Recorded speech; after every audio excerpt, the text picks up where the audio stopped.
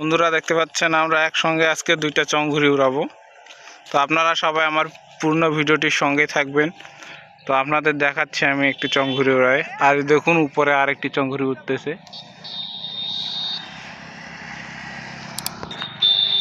এটা হচ্ছে সেই গ্রাম বাংলার বিখ্যাত চংঘুরি। দেখতে পাচ্ছেন আমরা এখানে 14টি কাঠি ব্যবহার করে ঘুড়িটি তৈরি করেছি। আপনাদের এলাকায় এই ঘুড়িটিকে কী নামে ডাকা হয় তা অবশ্যই আমাদের কমেন্ট করে জানিয়ে দিবেন। তো আমরা এখন অল্পের মধ্যে ঘুড়িটিকে উড়াই দিব। তো নাও ঘুড়িটি উড়ে দাও, রেডি। হ্যাঁ দেখুন কত সুন্দরভাবে ঘুড়িটি উড়ে গেল। ঘুড়িটির দাগ দেখুন।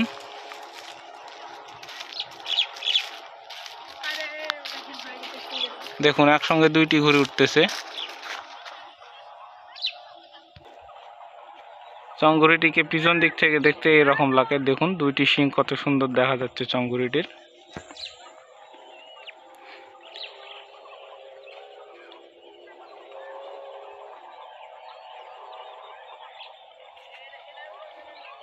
এখানে সুতা ধরে আছে ঘুড়িটির।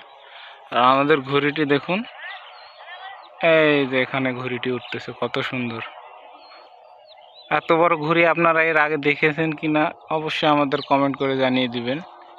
দেখুন ঘুড়িটি অনেক কিন্তু উঁচুতে আছে, তবুও কত বড় দেখা যাচ্ছে। দেখতে পাচ্ছেন কত সুন্দরভাবে ঘুড়িটি উঠতেছে।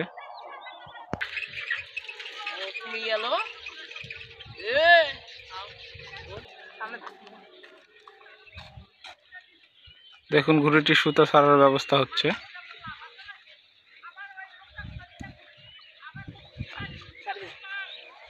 নাও ছাড়ে দাও। দেখুন ঘুড়িটির ডাক।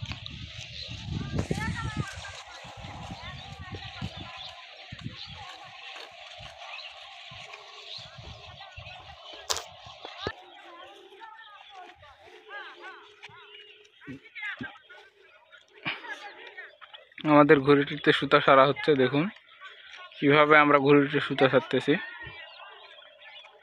দাও ছাড়ে দাও।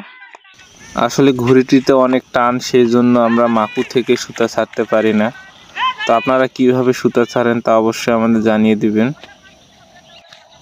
আসলে ঘুড়ি ওড়ানো হচ্ছে একটা মনের শান্তি। যখনই বাতাস ওঠে তখনই মন চায় যে আমার ঘুড়িটিকে আমি উড়াই দিই।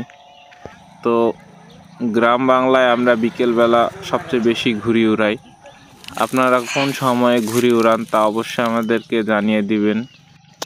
আর আমাদের রেইনবো ন্যাচারাল বিডি চ্যানেলটিকে আপনারা অবশ্যই সাবস্ক্রাইব করে দিবেন, কারণ আমি এই চ্যানেলে প্রতিনিয়ত কিন্তু ঘুড়ির ভিডিও ছাড়ি।